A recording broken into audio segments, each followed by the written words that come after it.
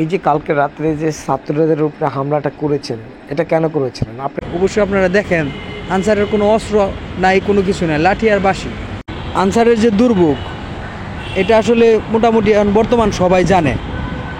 Answer 3 বছর চাকরি করে, 3 বছর পর ওদের চাকরি নাই, বেডিংপত্র নিয়ে ওরা বাড়ি চলে যায়।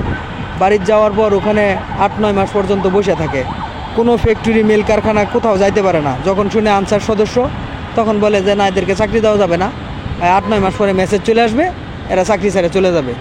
এদের স্থান কোথাও নাই, না পারে রিক্সা চালাইতে, না পারে কোনো ধরনের কাজ করতে। ওদের জীবনটা খুবই কষ্টকর।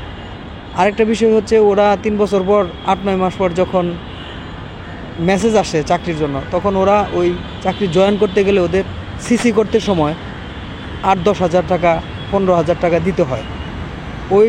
ওই সিসি করার পর সিসি নিয়ে টাকা দিয়ে তারপর আবার ক্যাম্পে জয়েন করলে ওখানে আবার ক্যাম্প কমান্ডার যে আছে তাকেও আবার 200, 400, 500 টাকা দিতে হয়, বলে মিষ্টি খাওয়ার জন্য টাকা দে। তারপর ওখানে ধরনের বিভিন্ন রকমের নির্যাতন শুরু হয়, ছুটি গেলে টাকা দিতে হয়। এসব কার্যকলাপ করে যে ছুটি কাটিয়ে দেয় যেই অফিসাররা, ওই অফিসারদেরকেও মাথা পিছু 100 টাকা করে দিতে হয় প্রতি মাসে। এইসব সংস্থায় অস্ত্র ব্যবহার করে, ওই সংস্থার আন্ডারে থাকে অস্ত্র, ওটা ইস্যু করা থাকে ওদের নামে। আবার এই অস্ত্র কিন্তু আমাদের বড় বড় যে অফিসার আছে তারা আবার যে কোনো মুহূর্তে এখান থেকে নিয়ে যেতে পারে। যে এই আনসার এতই অবহেলিত যে ফ্যাসিস্ট শেখ হাসিনা থাকা অবস্থায় আনসারের জন্য রুল জারি করেছিল যে কোনো আনসার বাহিনী কোনো ধরনের কার্যক্রম পদক্ষেপ কিছু নিতে পারবে না, ওদের কোনো কথা শোনা হবে না, ওরা কোনো কিছু বলতে গেলে তাদেরকে ফাঁসি দেওয়া হবে, তাদেরকে মৃত্যুদণ্ড দেওয়া হবে, বিভিন্ন রকমের হুমকি দুমকি দিয়ে এভাবে রেখেছে। এখন আনসার কোথায় যেয়ে দাঁড়াবে? আনসারের কই যাবে আপনারাই বলেন, কার কাছে যাবে?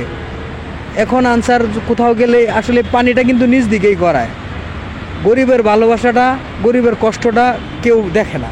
যদি দেখতো তাহলে আজকে কপালে এরকম হতো না।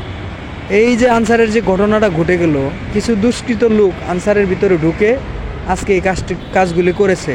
আর না হলে সারাটা দিন আনসার খেয়ে না খেয়ে কষ্ট করে আন্দোলন করেছে, কাকে একটা গালি দেয় নাই, কাউকে একটা বকা দেয় নাই, কারোর সাথে কোনো ঝগড়া করে নাই, কাউকে কোনো গাড়ির কাছে যায় নাই, যতটুকু পারছে তারা ততটুকু করছে। বিভিন্ন দূর দূরাভি থেকে আনসার আসছে। এরা কৃষক, ধরতে গেলে কৃষকের সন্তান, ওরা তো এরকম টাকা পয়সাও নেই, অনেক কষ্ট মষ্ট করে এখানে আসছে। এখন এখানে আসার পর ওদের অবস্থা এই পর্যায়ে দাঁড়াইছে। আপনারাই বলেন যে এখন তাদের কি করণীয়, তারা কি করবে? কারা গুলি করলো, কারা কি করলো, কেউ তো বলতে পারতেছে না। এখন জাতির কাছে আমার এটাই, বা আমাদের ছাত্র ভাই যারা আছেন, স্টুডেন্ট যারা আছেন, যে ভাই আসলে আপনারা বিষয়টা ভালোভাবে খতিয়ে দেখেন। এই নিরহ আনসারটির কত কষ্ট, কত যন্ত্রণা। এই যে আনসার 15,000 টাকা বেতন পায়, একদিনের 500 টাকা করে সমস্ত আনসারের স্যালারি থেকে টাকা দেওয়া হয়ে গেছে। 2,90,00,000 টাকা, 55,000 টাকা আমরা এই বন্যার্থ মানুষের মাঝে বিলিয়ে দেওয়ার জন্য আমাদের অফিসারদেরকে বলে দিয়েছি।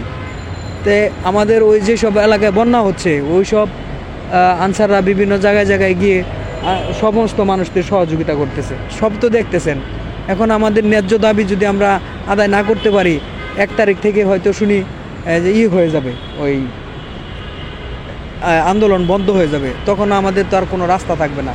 এই জন্য আমরা এই মানে বন্যাত্ম অবস্থায় বা বন্যা হচ্ছে দেশের এই সমস্যা, এটা অবস্থায় আমাদের মনোবল নিয়ে আমরা এখানে এসেছিলাম। এখন আজকে এই পরিস্থিতি। যাই হোক, আপনারা সবাই দোয়া করবেন আর সব কিছু খতিয়ে দেখবেন। ইনশাআল্লাহ আল্লাহ যত রহমত করে, সবার উপরে যত আল্লাহ রহমত করে।